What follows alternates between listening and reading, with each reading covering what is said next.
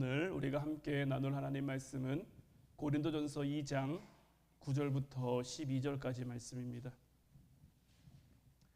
고린도전서 2장 9절부터 12절까지 말씀, 우리 다 같이 한 목소리로 말씀 함께 보도록 하겠습니다. 기록된 바 하나님이 자기를 사랑하는 자들을 위하여 예비하신 모든 것은 눈으로 보지 못하고 귀로 듣지 못하고 사람의 마음으로 생각하지도 못하였다 함과 같으니라. 오직 하나님이 성령으로 이것을 우리에게 보이셨으니 성령은 모든 것 곧 하나님의 깊은 것까지도 통달하시느니라. 사람의 일을 사람의 속에 있는 영 외에 누가 알리요? 이와 같이 하나님의 일도 하나님의 영 외에는 아무도 알지 못하느니라. 우리가 세상의 영을 받지 아니하고 오직 하나님께로부터 온 영을 받았으니 이는 우리로 하여금 하나님께서 우리에게 은혜로 주신 것들을 알게 하려 하심이라. 아멘. 할렐루야. 오늘도 주님 앞에 나와 주님을 예배하는 여러분들에게 하나님의 크신 은혜가 풍성히 임하기를 주님의 이름으로 축원해 드립니다. 오늘 이 시간에는 영적 분별력을 가지고 나아가라는 말씀 가지고 우리가 함께 은혜 나누기를 원합니다. 세상 사람들 중에서도 보면요, 존경받는 사람들은 하나같이 지혜롭고 분별력이 있는 사람들이 많습니다. 나설 때와 나서지 말아야 할 때, 함께 할 사람과 멀리 할 사람, 해야 할 일과 하지 말아야 할 일들을 알고 또 같은 일을 해도 누구와 어떤 방법으로 해야 좋을지를 그때그때 잘 판단하는 사람이 세상 가운데 일을 잘하고 그로 인해 성공하고 그래서 존경받는 사람들이 되기도 하는데, 이런 세상적인 분별력도 우리에게 필요하고 중요하지만 세상적인 분별력보다 더 높은 차원의 영적 분별력이 있다는 것을 우리는 늘 기억하며 살아야 돼요. 이 영적 분별력이 좋다라는 것, 이 영적 분별력이라고 하는 건요, 단순히 신앙이 좋다라는 말로는 표현할 수 없는 그런 부분이에요. 우리는 교회에 얼마나 열심히 나오느냐, 교회에서 얼마나 열심히 헌신하고 봉사하느냐, 이런 것으로 인해서 저 사람은 신앙이 참 좋아, 저 사람은 믿음이 참 좋아, 이렇게 이야기하곤 하는데, 이 영적 분별력이라고 하는 것은 겉으로 드러나는, 겉으로 보여지는 것 이상의 것이란 말이에요. 오늘 본문 말씀도 우리가 한번 다시 보면, 기록된 바 하나님이 자기를 사랑하는 자들을 위하여 예비하신 모든 것은 눈으로 보지 못하고 귀로 듣지 못하고 사람의 마음으로 생각하지도 못하였다 함과 같으니라. 오직 하나님이 성령으로 이것을 우리에게 보이셨으니 성령은 모든 것 곧 하나님의 깊은 것까지도 통달하시느니라. 사람의 일을 사람의 속에 있는 영 외에 누가 알리요? 이와 같이 하나님의 일도 하나님의 영 외에는 아무도 알지 못하느니라. 우리가 세상의 영을 받지 아니하고 오직 하나님으로부터 온 영을 받았으니 이는 우리로 하여금 하나님께서 우리에게 은혜로 주신 것들을 알게 하려 하심이라. 단순히 이 영적 분별력이라고 하는 것은 세상적인 지식으로 인생을 보는 것이 아니라 하나님의 영, 그러니까 성령의 눈으로 사람을 보고 세상을 보고 교회를 보고 내게 맡겨진 삶의 자리들을 바라보는 거죠. 그러니까 이것은 한마디로 말하면 하나님의 눈, 하나님이 우리에게 주신 그 지혜로 말미암아 모든 것을 바라보고 모든 것을 결정할 수 있는 그런 능력인 거예요. 그래서 그냥 분별력이 아니라 영적 분별력인 것이고요. 하나님께서는 우리에게 은혜로 우리에게 주신 것들, 하나님이 우리에게 허락하신 것들을 우리가 알고 깨닫고 이해하게 하시기 위해서 이 영적 분별력을 우리에게 주셨어요. 하나님이 여러분들에게 은혜로 주신 것들이 무엇입니까? 우리를 구원하신 것도 하나님의 은혜죠. 우리에게 영적인 은사와 같은 시간이나 재능이나 우리 주변에 허락된 그 사람들, 교회, 우리에게 맡겨진 일들, 우리에게 오는 기회들, 지금 내가 살고 있는 이 시대와 이 나라, 이 모든 것들, 우리가 가지고 있고 우리가 누리고 있는 이 모든 것들이 다 하나님께서 우리에게 은혜로 주신 것들이란 말이에요.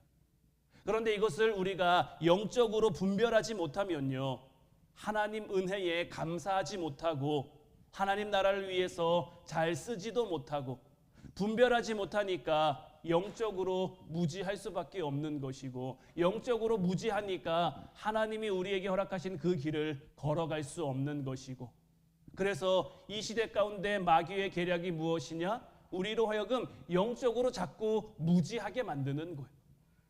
교회 다니지 말라고 방해하는 게 아닙니다. 신앙생활하지 말라고 방해하는 게 아닙니다. 말씀 보지 말라고 안 하는 게 아니에요. 교회도 다니고 예배도 드리고 기도도 하고 말씀도 보는데 영적으로 우리가 무지하도록 그렇게 만드는 것이 마귀의 계략인 거예요. 그래서 우리는 성령의 눈으로 잘 분별할 수 있어야 끊임없이 우리를 향해 유혹해오는, 우리를 공격해오는 그 마귀의 계략을 물리칠 수 있고, 하나님께서 우리에게 허락하신 그 능력을 통해, 은사를 통해, 은혜를 통해 하나님의 선한 뜻을 이 땅 가운데 이루어 갈 수 있는 거예요. 이 영적 분별력의 종류를 우리는 몇 가지로 살펴볼 수 있는데, 오늘 이 시간에는 두 가지만 좀 같이 살펴보려고 해요. 이 영적 분별력의 종류에는 어떤 것이 있느냐? 첫 번째는 거짓의 영을 분별하는 겁니다. 하나님을 믿는 사람들이요, 하나님의 뜻을 잘못 분별하면요, 그리고 잘못 분별한 그 하나님의 뜻이라고 자기가 주장하기 시작하면요, 그것을 절대 진리로 믿고 그것을 밀어붙이고, 그로 인해서 자기뿐만 아니라 주변 사람들에게까지 큰 해를 끼치고 하나님의 마음을 아프게 하는 경우가 참 많아요. 사도 바울도 이전의 삶이 그러한 삶이었어요. 사도 바울 얼마나 대단한 사람이었습니까? 사도 바울은요, 구약 성경 전체를 암송할 정도로 그만큼 하나님을 향한 열심이 있는 사람이었어요. 뛰어난 바리새인이었죠. 율법학자였죠. 그랬던 그가 나사렛 예수는 메시아가 아니라면서 교회를 핍박하는 것이, 교회를 박해하는 것이 하나님이 내게 주신 사명이라면서 열심을 내서 열정을 가지고 예수님 믿는 사람들을 잡으러 다니고 핍박하러 다니고 했단 말이에요. 사도 바울의 이 잘못된 열심, 본인은 하나님을 사랑하는 길이라고 생각했어요. 본인은 하나님을 향한 내가 할 수 있는 최고의 열심과 열정이라고 생각했어요. 그런데 그 잘못된 열심이 주님의 마음을 얼마나 아프시게 했겠습니까? 마귀는요, 항상 믿음이 어린 하나님의 백성들, 아니면 영적으로 교만하고 나태한 사람들을 거짓으로 미혹해서 영적인 분별력을 자꾸만 떨어뜨리는 거예요. 영적 분별력이 떨어지면 어떻게 되겠습니까? 하나님의 뜻이 아닌 것을 하나님의 뜻으로 믿고 우매한 행동과 우매한 말을 할 수밖에 없는 거예요. 오늘 이 시대 가운데도 이단이라고 불리는 것들이 얼마나 많이 있습니까? 그런데 이단에 빠지는 사람들을 보면요, 뭐 좀 모자라거나 어리석거나 그런 사람들이 이단에 빠집니까? 아니죠. 오히려 더 똑똑하고 더 엘리트 같고 사회적으로 뭐 인정받는 사람들 중에도 이런 이단에 빠진 사람들이 굉장히 많단 말이에요. 이것이 이렇게 나타나는 이유는 다른 게 아닙니다. 영적 분별력이 떨어졌기 때문에 그로 인해 미혹당하는 것이고 유혹당하는 거예요. 그로 인해서 자신과 가정뿐만 아니라 교회마저도 분열시키는 그런 사례들이 오늘 이 시대 가운데도 얼마나 많이 나타나고 있습니까? 그래서 사도 요한은 요한일서 4장 1절 말씀을 통해 사랑하는 자들아, 영을 다 믿지 말고 오직 영들이 하나님께 속하였나 분별하라. 많은 거짓 선지자가 세상에 나왔다라고 경고하고 있는 것. 사도 요한이 사역하던 그 시대 가운데도 벌써 이단으로 불리는 사람들이 굉장히 많이 있었단 말이에요. 그러니까 사도 요한이 그런 이들을 향해, 교회를 향해 경고하는 거예요. 교회 열심히 다닌다고 해서 다 믿지 말고, 눈에 보이는 신앙생활 열심히 한다고 해서 다 믿지 말고, 유명하다고 다 믿지 말고 잘 분별해야 한다라는 거예요. 거짓된 영의 대표적인 특징이 뭐냐? 영과 육의 균형 감각이 무너진다라는 거예요. 모든 것을요, 지나치게 영적으로만 해석하려고 합니다. 그러니까 좀 예를 들면 이런 겁니다. 여러분들이 뜨거운 주전자를 만졌어요. 그럼 뭐라고 해야 될까요? 뜨겁다고 해야 되죠. 뜨거운 주전자를 만졌는데 할렐루야 이렇게 하면 어떨까요? 물론 할 수도 있지만 이건 뭔가가 좀 잘못된 거예요. 보통 할렐루야란 말은 언제 나옵니까? 기쁠 때나 감사할 때 나오는 거잖아요. 내가 뜨거운 걸 만졌어요. 그로 인해서 정말 감사함을 느낄 수도 있겠지만 보통의 경우라면 이건 좀 아닌 거죠. 아니면 이런 것도 있습니다. 기도원 다닌다 하면서 가정을 돌보지 않습니다. 내 일을 돌보지 않아, 내 일을 챙기지 않아요. 그래서 그거 가지고 좀 뭐라고 하면 뭐라고 얘기할까요? 나는 지금 의를 위해 핍박받고 있다고. 내가 기도해야 되는데 나의 이 기도 자리 핍박하고 있다고, 박해받고 있다고. 이건 지금 영적 전쟁이야. 내가 여기서 무너지면 안 돼. 불성실하고 무책임한 자세로 살다가 직장에서 실패하고 사업에 실패하고 하나님이 갑자기 나를 선교사로 부르신 것 같다고, 내가 선교 가야겠다고 이렇게 얘기하는 건 어떨까요?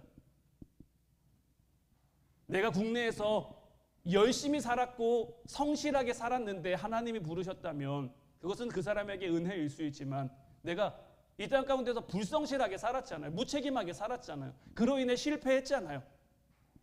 그런 사람이 국외로 나가서 선교한다고 그의 삶이 달라질까요?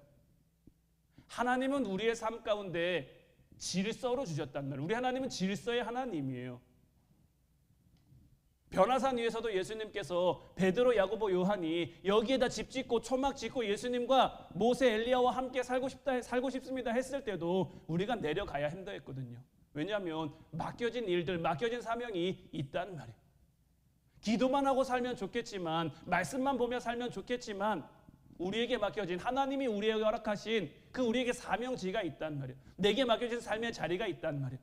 그 삶의 자리에서도 우리는 하나님의 뜻을 이루어 가야 하는 것. 현실 감각 없이 막연히 내가 기도만 해야지, 내가 영적으로만 충만해야지, 이게 하나님의 뜻을 이루는 게 아닙니다. 하나님이 내게 맡겨주신 삶의 자리에서 나를 통해 이루고자 하시는 것들, 하나님이 나를 통해 하고자 하시는 것들을 우리는 잘 분별해서 잘 하나님의 뜻을 이루어갈 수 있어야 되는 거예요. 다니엘이라는 인물을 우리가 참 잘 알죠.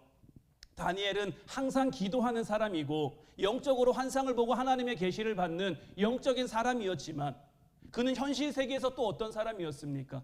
굉장히 자기의 어떤 직무를 잘 감당하는 사람이었단 말이에요. 바벨론의 포로로 잡혀가서 왕의 꿈을 잘 해석해서 총리가 됩니다. 왕은 바뀌는데 다니엘은 안 바뀌어요. 왕은 계속 바뀌는데요. 심지어는요, 나라도 바뀌었어요. 그런데 다니엘은 계속 총리입니다. 능력 없는 사람을, 일 못하는 사람을 그렇게 계속 총리로 둘 리가 없죠. 다니엘이 그만큼 현실 세계에서도 그에게 맡겨진 일들, 그가 일 잘하고 왕의 총애를 받으니까 다른 총리들이, 다른 신하들이 다니엘을 질투해서 시기해서 그를 어떻게 해서든지 꺾고 내리려고 사자굴에 들어가게 하는 그런 모략을 꾸미잖아요.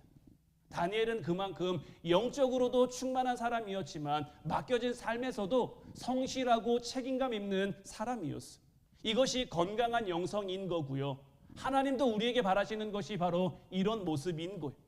하나님은 우리가 이 땅 가운데 성령의 사람으로 살길 원하시지만 동시에 이 땅 가운데 빛과 소금의 역할을 감당할 수 있는 그런 신실한 모습이 우리에게 나타나기를 바라신단 말이에요. 영적 분별력이라고 하는 것은 영적으로, 육적으로 어느 한쪽으로만 치우치는 것이 아니라 이 둘이 균형 잡혀 살아가야 한다라는 것. 내가 아무리 방언을 하고 아무리 신유의 은사가 있고 뭐 성경 공부를 많이 했다고 하더라도 뭐 내 가정을 잘 돌보지 못하고 불성실하게 뭐 직장 생활하고 사업을 하면서 남을 속이고 생활에서 내가 거룩함을 잃어버렸어요. 그러면 참 영으로 인도함을 받는 게 아닙니다.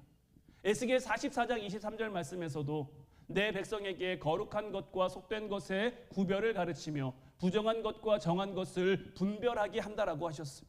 그래서 우리는 거룩이라는 시각으로 영 분별을 날마다 해야 되는 것이고 하나님께서도 하나님의 백성들을 끊임없이 거룩함을 구별할 수 있도록 우리를 가르치신다라고 말씀하시는 거예요. 이제 바라기는 영 분별을 잘할 수 있는 우리의 힘으로 할 수 있는 거 아니죠. 기도해야 되는 거예요. 하나님, 우리에게 주신 영을 우리가 구별할 수 있도록, 내 삶 가운데 우리의 영과 육이 균형 잡힌 삶을 살 수 있도록 하나님 우리와 함께 없어서 늘 기도하며 하나님이 우리에게 맡겨주신 길을 걸어가는 저와 여러분들 되시기를 주님의 이름으로 축원해 드립니다. 두 번째 영적 분별력은 뭐냐? 이제 영을 분별했다면 사람을 분별할 줄 알아야 하는 거예요. 우리나라 속담에 10길 물속은 알아도 한 길 사람 속은 모른다라는 속담이 있죠. 살면 살수록 이 사람을 분별하는 게 참 쉽지 않다라고 느껴져요. 정말 좋은 사람인 것 같아서 믿었는데 시간이 좀 지나니 나를 아프게 하고 나에게 상처 주는 그런 사람이었던가 하면 처음에는 별로 탐탁지 않았는데 알면 알수록 진국인 사람들도 있죠. 우리는 정말 사람 보는 눈이 부족하기 때문에 성령의 눈으로 사람을 보고 분별할 수 있도록 하나님의 도우심을 날마다 구해야 하는 것. 우리가 시편 말씀을 보면서 가장 처음 나눴던 시편 1편 1절 말씀 보면 복 있는 사람은 악인들의 꾀를 따르지 아니하며 죄인들의 길에 서지 아니하며 오만한 자들의 자리에 앉지 않는다라고 되어 있는데, 자, 복 있는 사람은 하면서 그 뒤로 이야기하는 것들이 무엇입니까? 복 있는 사람으로 살 수 있는 인생의 비결은 결국 무엇입니까? 내 인생의 동반자들을 잘 분별하여 선택할 수 있느냐의 문제인 거예요. 복 있는 사람으로 살고 싶으면 사람들을 잘 분별해서 내가 어떤 사람과 함께 해야 될지를 구별하라는 거예요. 악인들과 함께하지 말고 죄인들과 함께하지 말고 오만한 자들과 함께하지 말아야 된다라는 거죠. 근데 세상 사람들 가운데 누가 나는 죄인입니다, 나는 오만한 사람입니다, 나는 악인입니다 이렇게 써붙여 놓고 있습니까? 악인이어도 악인이 아닌 척, 죄인이어도 죄인이 아닌 척, 오만해도 오만하지 않은 척, 어떻게 보면 가면을 쓰고 살아가는 것이 이 시대 사람들의 모습 아닙니까?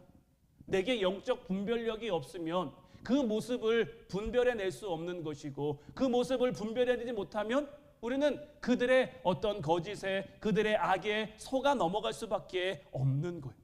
영적 분별력을 가지고 교활하고 이중적인 사람, 내 신앙을 병들게 하는 사람들을 피하고 내게 지혜와 은혜와 격려를 줄 수 있는, 나와 함께 하나님이 맡겨주신 삶의 자리를 잘 세워갈 수 있는 믿음의 친구들을 곁에 둬야 하는 거죠. 사울의 아들 요나단은요, 다윗과 참 좋은 친구였죠. 요나단이 다윗을 언제 처음 만났냐면 골리앗을 쓰러뜨린 다음에 만납니다. 골리앗을 쓰러뜨린 다윗을 처음 본 요나단은 처음 본 그 순간부터 다윗을 영적으로 인정합니다. 요나단은 다윗을 처음 본 순간 저 사람이 하나님의 사람이구나 라는 것을 알았단 말이에요. 그래서 그에게 우정도 사랑도 충성도 다 줍니다. 사실 요나단의 입장에서 그러기가 결코 쉬운 게 아닙니다. 왜냐면요, 다윗의 등장으로 사울의 왕조가 몰락하잖아요. 요나단은 누굽니까? 사울 왕의 아들이잖아요. 다음 왕을 이어야 될 그러한 왕세자인데, 인간적으로 생각하면 다윗이 흥하고 다윗이 잘 되는 것 결국 무엇을 의미하는 겁니까? 나의 몰락과 나의 실패를 의미하는 거란 말이에요. 그런데 어떻습니까? 요나단은요, 자기 어떤 그런 인간적인 욕심에 사로잡혀 영적인 분별력을 잃지 않습니다. 끝까지 다윗과의 우정을 지키고요, 끝까지 다윗을 향해 하나님의 뜻을 이룹니다. 그리고 그 덕분에요, 그의 후손인 베냐민 가문은 두고두고 다윗의 가문이었던 유다 가문 옆에 남아서 하나님의 귀한 돌보심을 받을 수가 있었던 거예요. 우리가 수요기도회, 금요기도회 동안에 느헤미야 말씀을 봤죠. 느헤미야 말씀에도 베냐민 지파가 나옵니까? 안 나옵니까? 베냐민 지파도 나온단 말이에요. 이런 하나님의 은혜가 함께하니, 이런 하나님의 은혜가 그 가문과 함께하니 어떻게 보면 자칫 몰락할 수도 있는 그런 가문이었어요. 사실 이 베냐민 가문이 하나님 앞에 큰 실수도 많이 범하기도 했단 말이에요. 그럼에도 하나님의 뜻을 잘 분별해서 사람을 잘 분별해서 영적으로 잘 분별해서 하나님의 뜻을 이루는 그 한 사람 한 사람의 하나님을 향한 충성과 하나님이 허락하신 그 길을 걸음으로 말미암아 이런 은혜가 그의 자손들에게 그의 후손들에게 이어져 내려갈 수 있었던 거죠. 요나단 개인이 어떤 그 자기의 어떤 이해관계를 넘어서 진정한 하나님의 사람을 분별했고 그를 귀하게 섬겼고 그와 그의 가문이 하나님의 은총을 입었고 이제 바라기는 저와 여러분들도 우리에게 맡겨주신 그 길 가운데 잘 분별함으로 하나님의 뜻을 이루어감으로 나만 이 시대 가운데 하나님의 은혜를 받는 것이 아니라 내 가정이 은혜를 받고 내 자녀들이 내 후손들이 하나님의 은혜로 어떤 믿음의 명문 가문을 이루어갈 수 있기를 주님의 이름으로 축원해 드립니다. 다윗과 요나단에 대해서 말씀드렸는데 다윗도 마찬가지죠. 다윗이 처음 하나님의 택함을 받는 장면도 마찬가지였어요. 다윗이 처음 택함 받은 장면을 보면요, 사무엘 선지자에게 하나님의 명령이 임합니다. 이새의 집으로 가서 내가 선택한 사람에게 기름을 부어라. 사무엘이 이새의 집으로 갑니다. 이새의 첫째 아들 엘리압을 봤어요. 엘리압을 보니까요, 키도 훤칠하고요, 잘생겼단 말이에요. 뭔가 늠름해 보였단 말이에요. 그 늠름한 장남 엘리압을 보고 하나님이 선택한 사람이 이 사람이겠구나라고 생각한단 말이에요. 그때 하나님께서 사무엘 선지자에게 무엇이라고 말씀하십니까? 사무엘상 16장 7절 말씀 보면 여호와께서 사무엘에게 이르시되 그의 용모와 키를 보지 말라. 내가 이미 그를 버렸노라. 내가 보는 것은 사람과 같이 아니하니 사람은 외모를 보거니와 나 여호와는 중심을 보느니라 하시더라. 엘리압을 보고 이 사람이 하나님이 선택한 이 사람의 어떤 외적인 조건들을 보니까 왕으로 설 만한 사람이구나 생각해서 이 사람에게 기름을 부어야 되나 싶었는데 하나님이 사무엘 선지자에게 주신 말씀은 사람은 외모를 보지만 하나님은 중심을 본다라는 거였죠. 이 하나님의 말씀에 충격을 받은 사무엘 선지자는 이새의 나머지 아들들을 다 볼 때까지 아무런 생각, 아무런 말도 하지 않습니다. 하나님의 음성을 기다리며 침묵합니다.